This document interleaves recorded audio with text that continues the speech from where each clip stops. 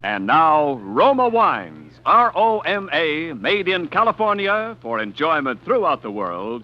Roma Wines present Suspense. Tonight, Roma Wines bring you Mr. Jack Carson as star of Easy Money, a suspense play produced, edited, and directed for Roma Wines by William Spear.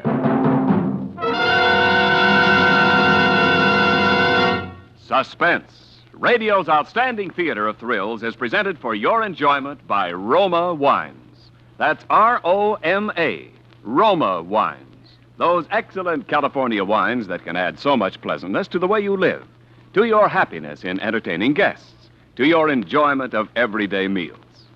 Yes, right now, a glassful would be very pleasant as Roma Wines bring you Jack Carson in a remarkable tale of Suspense.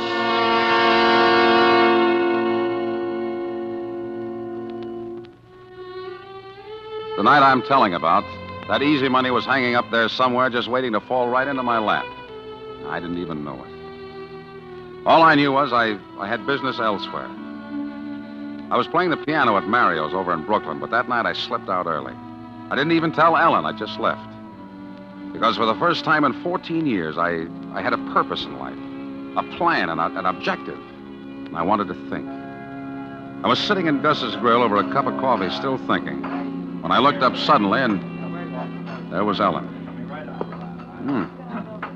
Where'd you come from? I followed you.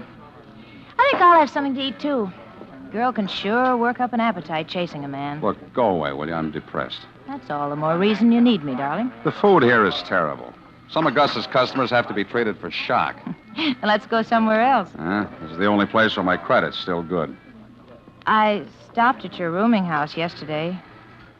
Somebody said you had to move. If you need money, Paul, why didn't you tell me? Because I'm through taking money from you. You're only borrowing it. Look, this is a terrible blow to my pride, darling, but for the 10th time, will you marry me? Nope. Why not? It'd make me terribly happy. You'd be happy for a month and miserable for the rest of your life. Is this a kind way of telling me that you don't love me? You're never out of my mind. Why, just walking in the street, I get lonely for you. Then marry me, Paul. I'd be good for you. I'd always be nagging you and driving you to work harder and get someplace. I'm just exactly where I belong, mauling a piano at Mario's for those lecherous leg breakers. Oh, I know better. You know, a couple of times I was there when you stayed after closing. And you thought you were all alone. I heard you playing. How did you ever get like this? You're imagining things. Well, you never tell me anything about yourself. Paul. When I stopped at your room yesterday, I saw something on the floor that kind of puzzled me. You did? Uh-huh. A page torn out of last week's Destiny magazine. What's so puzzling about that? It was all carefully folded. It looked like something you'd been carrying in your pocket. I thought maybe you dropped it, so I brought it along. What would I want that for? I don't know. It's just a full-page ad about the diary of Martha Lathrop that's starting next week. It says, after 10 years abroad, Martha Lathrop has just come back to America. Her authoritative books have opened the secret doors of politics. Her keen mind has alerted America on world affairs and punctured the stuffed shirts of important men. Now read the sensational story behind all her stories. Extraordinary woman. Yeah. Oh, well. You didn't answer my question yet. Which question? The only one that really interests a woman. Are you going to marry me? I'm already married. You're married? That happens to men, you know. Oh, why didn't you ever tell me, Paul? Well, because it's something that happened a long time ago. It's 14 years since I last saw her. 14 years? And you never did anything about it? Well, there was nothing I could do until now. Until Martha came back to this country. Martha? You mean this woman in Yeah, she's my wife. Martha Lathrop? Your wife? I'm going to see her tonight. But why? In all these years, why didn't you ever... Because sometimes marriage really seems to mean what it says. Till death do us part.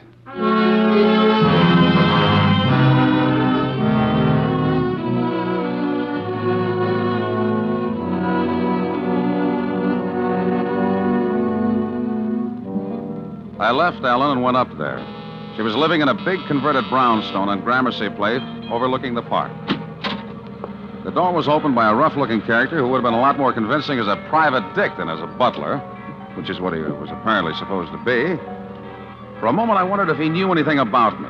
If this watchdog might be the one person she could have told to warn him against me. But of course I was wrong. Not with her pride, not her, not Martha. Yes? I want to see Miss Lathrop. You have an appointment? No, but... Then you can't see her. No, wait a minute. Without an appointment, you can't see her. Nobody can see her. Miss Lathrop is a very sick woman. Sick? The newspapers didn't say anything about it. Never mind what the newspapers said. You heard what I said. Well, look, just give her this watch. I'll wait. What about the watch? Well, just give it to her. I think she'll see me. It has her name in it. Oh. Something you found? Yeah, something I found.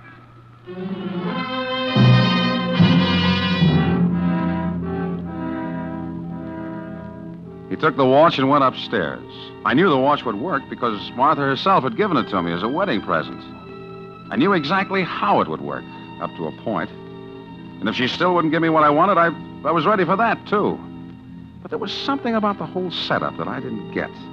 The house itself, dark and somber as a prison. The pug-ugly butler. The part about her being sick. It didn't fit. It just didn't fit with what I knew about Martha Lathrop. I sat down in the living room to wait. It almost jumped out of my skin. It was a big bird like a parrot, a macaw or macaw, whatever it's called, peering at me through the bars of a cage. I remembered now reading about how some big game hunter had given it to her. It was big and bright-colored and mean-looking, with a green stripe between its eyes, which gave a really quite startling impression that the thing was wearing spectacles. I was still staring at it when I turned and I saw Martha. For the first time in 14 years. She was pale, thinner than I remembered, but with the same hard, intense blue eyes, the same air of cold condescension, but it was something else. Suddenly I knew what it was. It was fear. A look of hidden fear that was almost shocking to me, who had always known Martha as utterly, even cruelly fearless. I was in for another shock. She didn't speak to me. She spoke to the butler. Robert, have you searched him? Not yet, Miss Lathrop. Please do. Turn around. Hey, what's the idea? I said turn around. Well, he's all right, Miss Lathrop. Very well. You may go now, Robert. Yes, Miss Lathrop. May I ask what that was all about? I've had some very trying experiences since I last saw you, Paul. You must have if you have to search all the callers for concealed weapons. What are you afraid of, Martha? I'd rather not discuss it if you don't mind. What do you want? You're not exactly overjoyed to see me, are you? I said, what do you want? Well, I read about your diary. I came to congratulate you. Then congratulate me and get out. Look, Martha, that bird seems to be as bad-tempered as you are. Can you keep him out of this conversation? This conversation is over. Not my end of it, no. What did you come here for? Money? Because the answer's no. No, not this time. This time I want something money can't buy.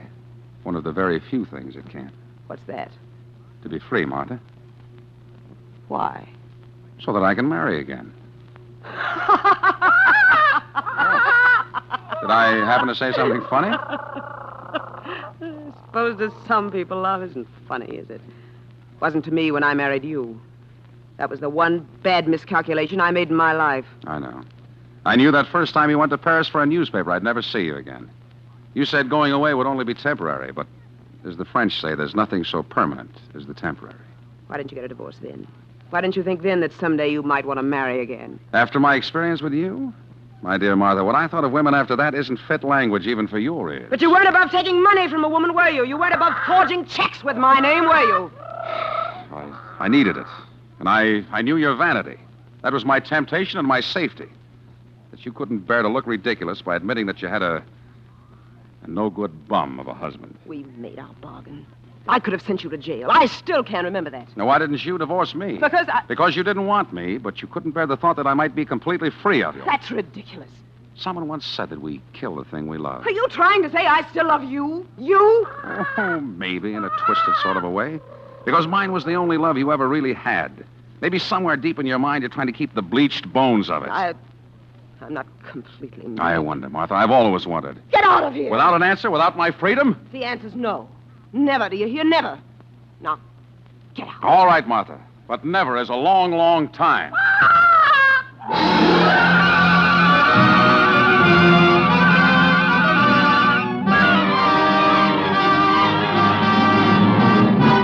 For Suspense, Roma Wines are bringing you Jack Carson in Easy Money, a radio play by Sidney Renthal. Roma Wines' presentation tonight in radio's outstanding theater of thrills, Suspense.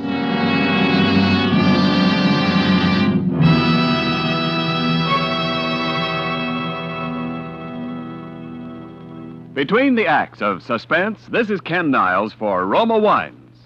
Whether you've been hunting ducks or houses, there's no pleasanter ending to a busy day than a quiet family evening at home. Lights low, fire lit, and a tempting glass of Roma wine to enjoy.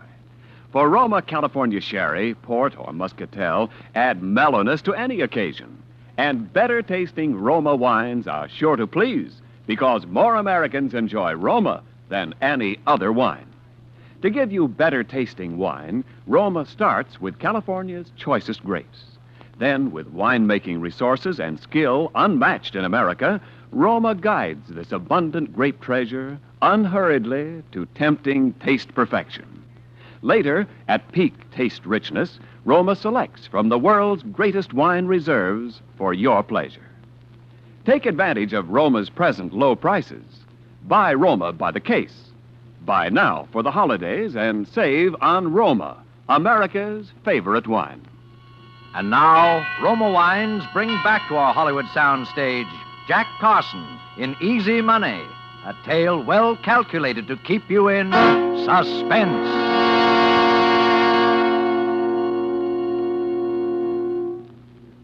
So, Martha wouldn't give me a divorce. All right, I could have stood that.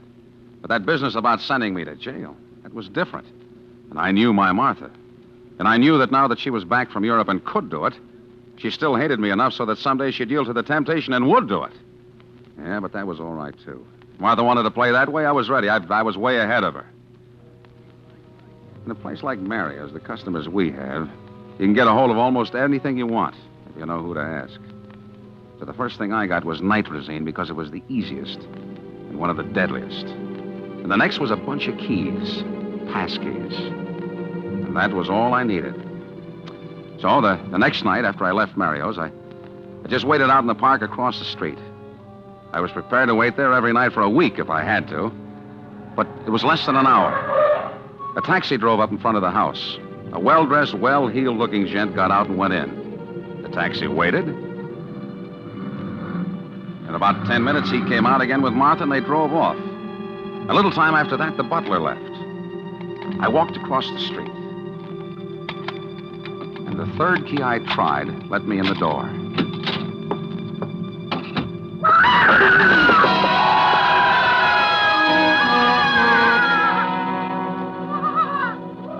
There was that fiend of a bird. But it only stopped me for a minute. I won't say I wasn't nervous. I guess anybody's nervous when they're about to commit a murder. But I hadn't any reason to be, I kept telling myself. Who was going to pin it on me? As far as anybody who knew Martha was concerned, I didn't even exist. Well, I went upstairs and found her bedroom. And on the bedside table, I found the bottle of sleeping pills, just as I expected. She'd always used them, and she was the type that always would. Very carefully, I took each little capsule apart and emptied its contents down the wash basin in the bathroom. Then I filled each one up again with nitrazine, enough to kill a horse. I was down at the bottom of the stairs again when a light went on in the vestibule. She was coming back. I had just time to slip behind one of the heavy curtains in the living room, but that was all. But Martha, to suspect me of all people... Please, not. I would rather not discuss it. Martha, you must realize that these obsessions are symptoms of a sick mind. I said I would rather not discuss it. Good night. She'd had a quarrel with someone. That was good. Now I knew she'd take the sleeping pills. She went directly upstairs. I waited. 5 minutes later, the butler came in. But he went straight on to his own quarters somewhere in the back of the house. So I waited some more. It seemed like hours, but I suppose it was only a few minutes. I wondered if she'd taken the sleeping pills yet. I wondered if I'd hear her when she fell. Finally, I didn't dare wait any longer. I slipped out from behind the curtain and crossed the living room. And I just closed the front door quietly behind me when a light went on inside. I pressed into a corner of the vestibule. Through the glass panel of the door, I could see Martha in a negligee coming down the stairs, and she had a bottle in her hand. The bottle of sleeping pills. For a second, I thought she must have found out somehow that she was going to call the police. Yeah, but she wasn't. Moving like a sleepwalker, she crossed the living room. She was dumping one of the pills out of the bottle into her hand, and then she stopped. She stopped in front of the cage of that bird.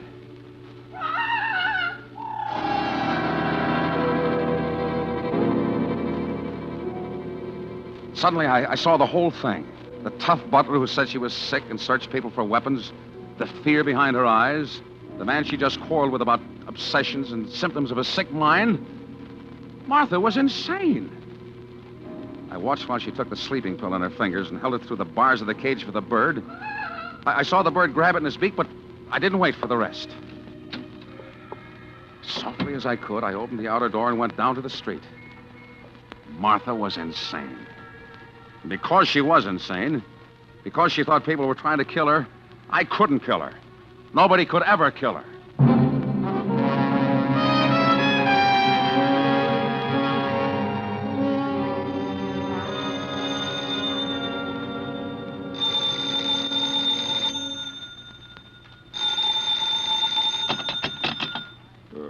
Hello. Paul, are you all right? Alan? Yeah, sure, I'm all right. What time is it? 11 o'clock. I just saw the papers Saw the papers? about Martha Lathrop. What? What about her? She's dead. Poisoned. Poison? They found nitrazine. But that's impossible. It couldn't be. I'm afraid it's true, Paul. Ellen, where are you? At Gus's. Wait there.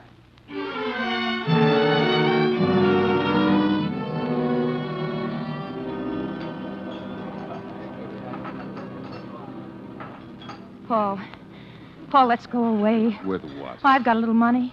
Enough to get us to Chicago, maybe Los Angeles. We could change our names and start over again. Why, Ellen? Oh, you think I killed her, don't you? Paul, if you did, I know why you did. And I don't care. You're quite a gal, Ellen, but I didn't kill her. You were there. You said you were going... Yes, I was, but I didn't kill her, and I can prove it. Don't you believe me?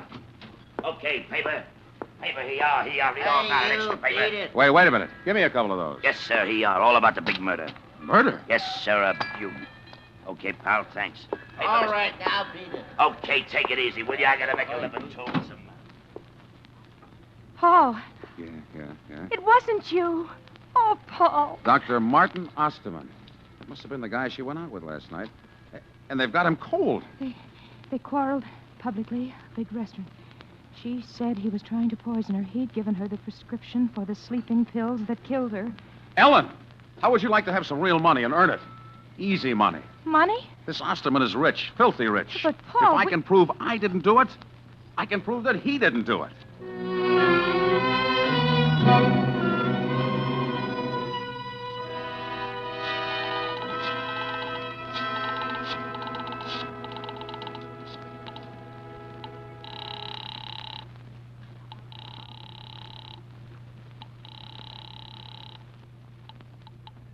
Harrison, Winters, and Forbes. Which one is handling the Osterman case? Why, I'll give you Mr. Harrison. Hello? Mr. Harrison? Yes? The papers say that you're Dr. Martin Osterman's lawyer, is that right? Well, yes, that's right. Who is this? Your client's in a pretty bad way, isn't he? Look here, I'm not in the habit of speaking over the phone to people You'll that speak to me, because I can prove he's innocent. You can what? That's what I said. I can prove it. Well, Mr. whatever your name is, if you have any evidence, I'd certainly be glad if you'd come down to my office and Well, talk... I'll send somebody else down, my secretary. She'll want money. Well, $50,000. $50,000? Yeah, you get in touch with Dr. Osterman and see if he doesn't think his life is worth that. What you're suggesting is not only against the law, but I don't care about the law, and I don't think Osterman will either. I'll have somebody down there in an hour. Can you arrange it by then? Well, possibly. All right. And we'll want the money in cash.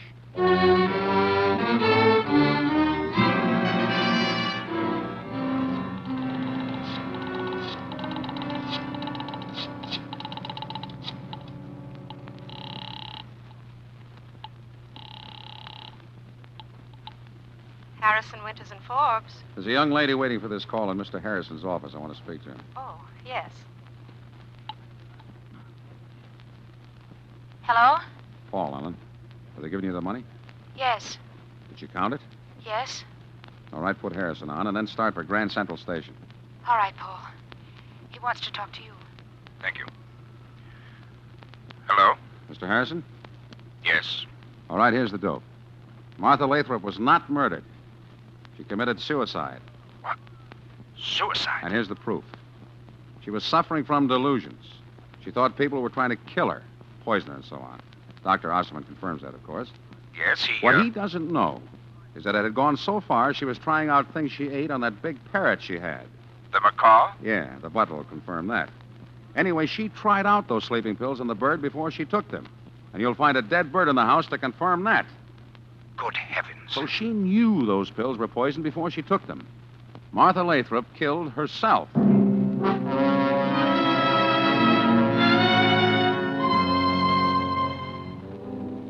I must say they took it like a sport. They paid up and shut up. An hour later, Ellen and I were on a train speeding along the banks of the Hudson River bound for California. Oh, Paul, $50,000. Easy money. That must be the easiest money any man ever made in his life.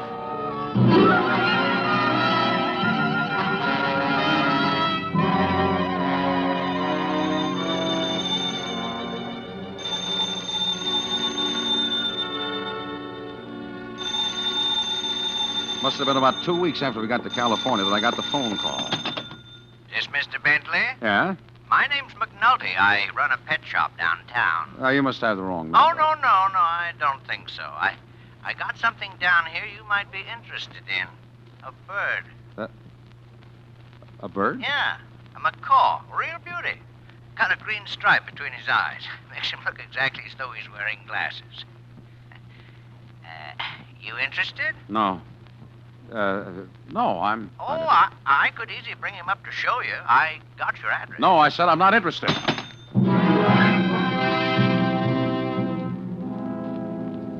That night, I told Helen I'd found bugs in the place, so we moved. 2 nights later, I was alone, and there was a knock on the door.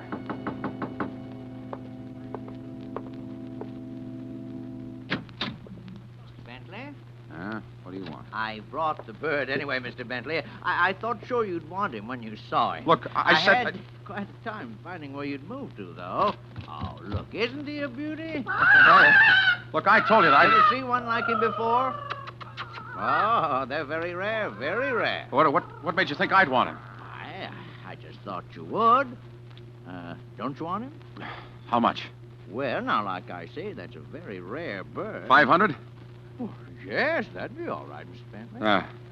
Here. Oh. Thank you, Mr. Bentley.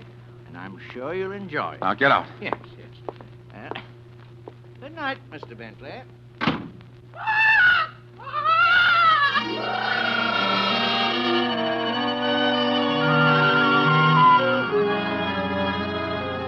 There could be no doubt about it. It was the same bird. I opened the cage and roughed his feathers to see if the markings might have been painted on. Hey! He bit me. But it was the same bird. He sat there staring evilly at me through those spectacles of his, laughing at me. I reached in the cage again and wrang his neck.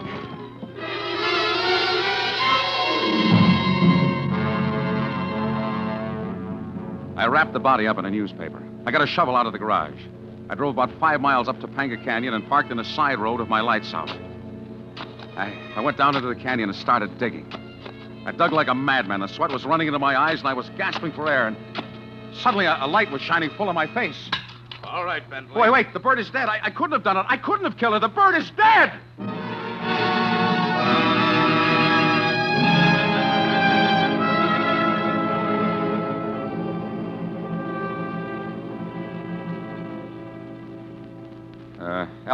Ellen had nothing to do with it. She thought I was innocent all along. Okay, we got nothing against her. But the bird, Well, Bentley, that was what you might call psychological warfare.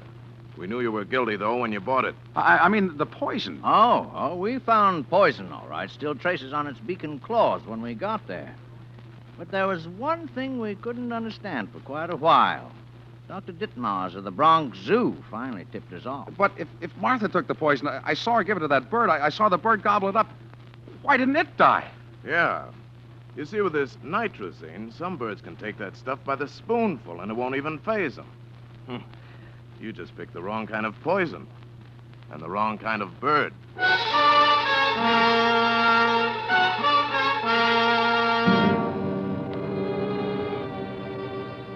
And so, being of sound mind and somewhat relieved to know it, I do hereby bequeath in this, my last will and testament, witnessed here in the death house at Ossining, New York, on this 7th day of November, to my wife, Ellen, the sum of $48,700, the remainder of that easy money, hoping that the facts herein set forth will assure her that she has a right to it, since I will shortly, to my regret, have earned every nickel of it.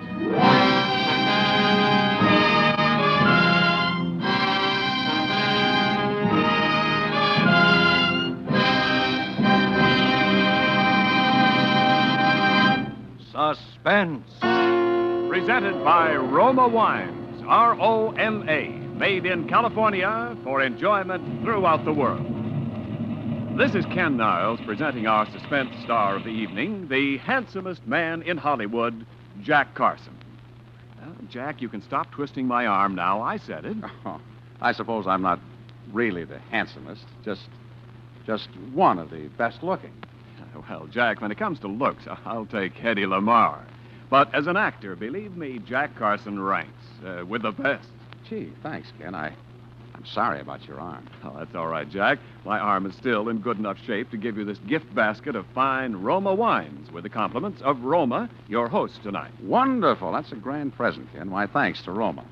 So you folks really make me feel at home. Well, Roma wine has a way of doing that, Jack. That's why your Roma gift basket includes Roma California Sherry.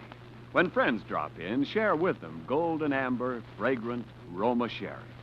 Roma Sherry's tempting nut-like taste is the favorite of hosts and guests for afternoon or evening entertaining. And millions enjoy Roma Sherry daily as the perfect first call to dinner. I'll buy that, Ken. And, Jack, because Roma and only Roma selects from the world's greatest reserves of fine wines, Roma Sherry, like all Roma wines, is better tasting every time. Yes, no other vintner selects for your pleasure from so vast a treasure of good taste. No other vintner can equal Roma in winemaking skills and resources. No wonder more Americans enjoy Roma than any other wine. Makes sense to me, Ken. Well, I must be going. Thanks for everything, and sincerely, it's been a stimulating and exciting experience tonight for me. I never miss Suspense, and I've been looking forward to my appearance here for a long time. I hope you'll have me back again. Well, thank you, Jack. We thought you were great in your newest Warner Brothers picture, Two Guys from Milwaukee.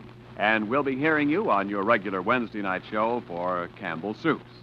And give a listen to us next Thursday on Suspense. We'll have Hume Cronin as our star. I'll do that. Night. Next Thursday, same time, you will hear Hume Cronin as star of Suspense. Produced and directed by William Spear for the Roma Wine Company of Fresno, California. In the coming weeks, Suspense will present such stars as Judy Garland, Chester Morris, Olivia de Havilland, Cary Grant, Joseph Cotton, Roddy McDowell, and others. Make it a point to listen each Thursday to Suspense, radio's outstanding theater of thrills. Suspense is broadcast from coast to coast and to our men and women overseas by shortwave and through the worldwide facilities of the Armed Forces Radio Service. Stay tuned for the thrilling adventures of the FBI in peace and war, following immediately over most of these stations. This is CBS, the Columbia Broadcasting System.